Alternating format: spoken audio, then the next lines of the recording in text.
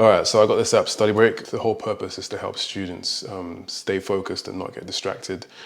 So it's got a Pomodoro timer in it, but it's a bit of a adjusted Pomodoro. Instead of putting 25 and 5, you can put 30 and 5, and then what it does is that it will calculate the break based on how much you study. So if you put 30 and 5, you study 5 minutes, you only get about 10 seconds. So essentially you have to earn your break, and that's kind of like the whole premise of the app.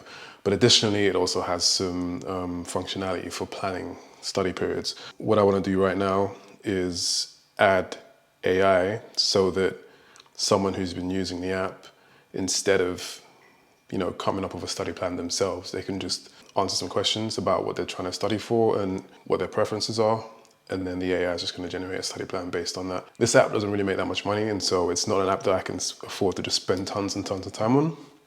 But I like to do things quickly, just kind of to try out ideas, and if I do it and it's good feedback, then I can iterate on it and hopefully make it better. So that's what I'm doing right now. I can show you. So yeah, this is what I've got so far.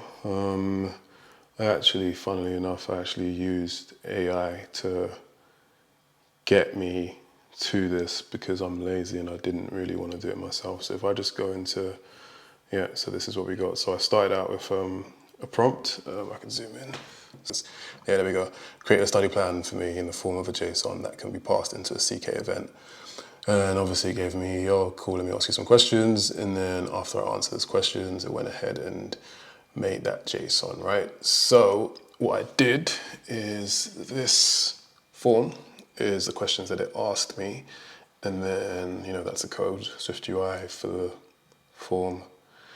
And then essentially, I got the user, they're going to fill this in, hit create, and then it's going to send a prompt to whatever API I decide to use. I'm probably going to go with Google, just because Google's free. And then it's going to give you a response, and the response I'll pass it into an event, and then the event I will use to create on the user's phone actual events that have reminders and stuff. So yeah, that's what I'm doing right now. I'm not really sure how long it's going to take me, but let's see.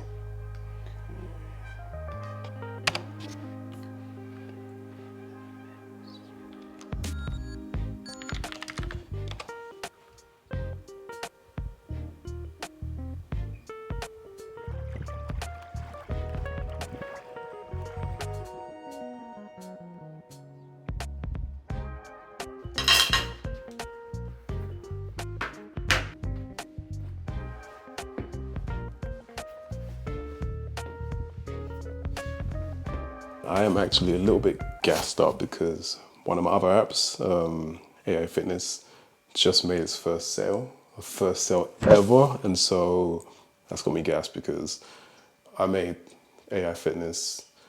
There's a story behind it, but I can get into that in another video. But all I wanted to say right now is that I spent a lot of time making that app.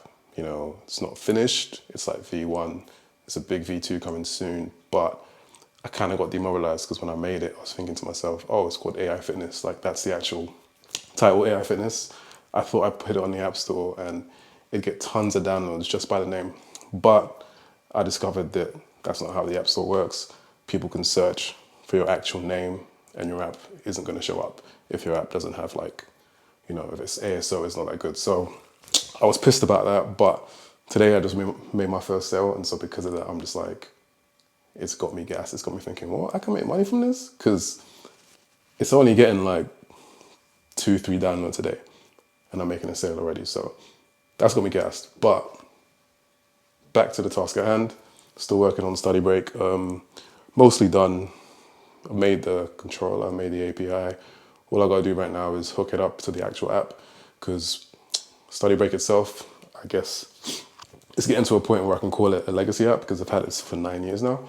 And when I try and use SwiftUI in the actual Study Break app, what often happens is the views just don't build, or it's extremely slow. So what I do is I have a separate app that I basically prototype things in, and then I pull them in once they're done. So where I'm at with that is that I've built all the components, but now it's just about pulling it into the actual app and hooking it up and getting it to run. But I think I can do that, if not today, then tomorrow. But by the end of this weekend, it'll be done, and I'm looking forward to it.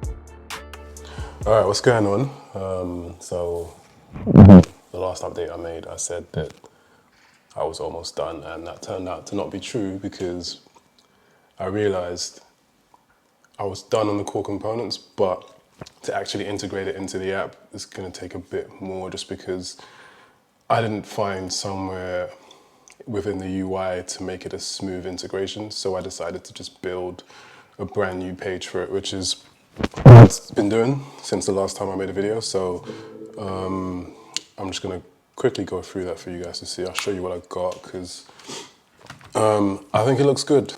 The last time you guys saw it, this is all I had basically. It was just like the study plan form where you can make the actual study plan and then it sends a request to the API.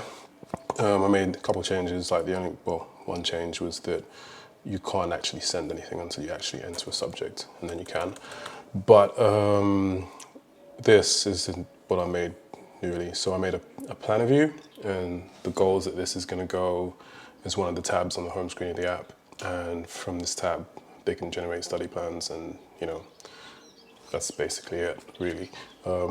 Didn't take me too long to build because I pretty much just lifted a UI I have on another one of my apps, which is not available on the App Store, but if anyone's interested, I can talk about that a bit more later on. But yeah, so this is a study plan that's been generated. This is what the UI looks like. You can expand these. I did find an issue that regardless of how many hours you tell the AI that you want to study, it always makes it more.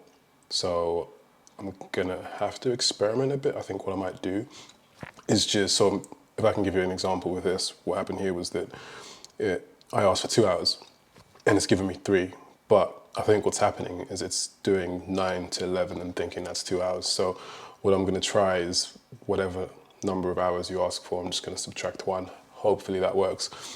But I could just run through the app real quickly just to show you how it works. So subject, YouTube